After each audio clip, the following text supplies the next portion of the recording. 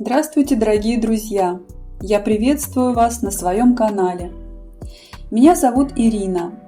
В прошлом видео я говорила о своих решениях, которые мы принимаем среди самых близких своих людей, о своих личных границах, которые нужно научиться выстраивать в идеале в детстве или в подростковом возрасте. Сегодня я расскажу о себе. Возможно, кто-то узнает во мне себя, и мой рассказ окажется полезным для вас. Сколько я себя помню, я всегда всех понимала. Почему мама недовольна, почему она грубее, ворчливее обычного, почему муж молчит, почему ребенок волнуется, нервничает, почему подруга сорвалась. Я всегда объясняла их поведение, искала причины, оправдывала. Мне казалось, что это и есть любовь. Быть терпеливой, глубокой, быть той, кто всегда поймет. А получалось, что просто удобно молчит, входит во все положения, во все ситуации, сглаживает, все неловкости обращает в шутку. Но чем больше я понимала других, тем меньше я понимала себя и могла объяснить чувства каждого, кроме собственных чувств. Мне казалось, что если я всех понимаю, значит, я не имею права на гнев, на боль, на усталость. Я забыла, что понимание – это не то же самое, что согласие. Я же могу понять, почему человек орет, и все равно сказать «со мной так нельзя». Я же могу почувствовать чужую боль и все равно сохранить свою границу. Я всегда старалась понять, даже когда это шло против меня.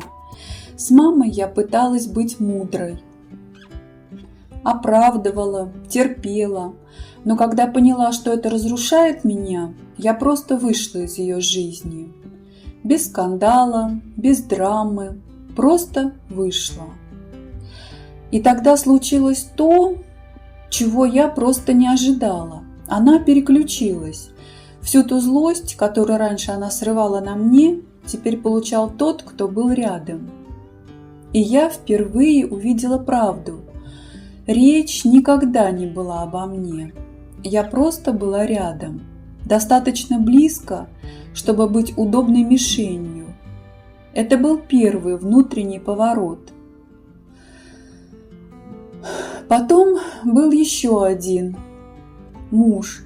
Человек, чью усталость я всегда оправдывала, кому старалась помогать, поддерживать.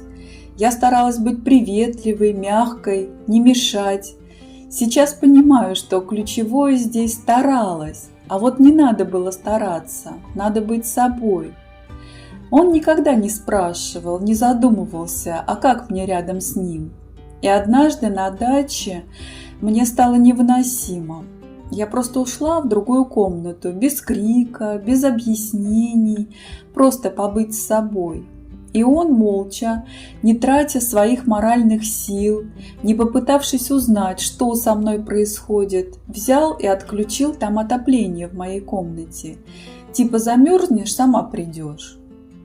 Потому что в его представлении я не имела права уйти. Ведь раньше я всегда оставалась, а теперь я вышла из сценария. Не для того, чтобы наказать, а чтобы сохранить себя. И это стало угрозой. Но я не вернулась, не оправдалась, я просто осталась с собой. И это было началом настоящей свободы. С тех пор все изменилось. Я больше не спрашиваю, что подумают другие. Я спрашиваю, а как я себя потом почувствую? Я не сверяюсь по чужим реакциям, я сверяюсь с собой. Устала и отдыхаю.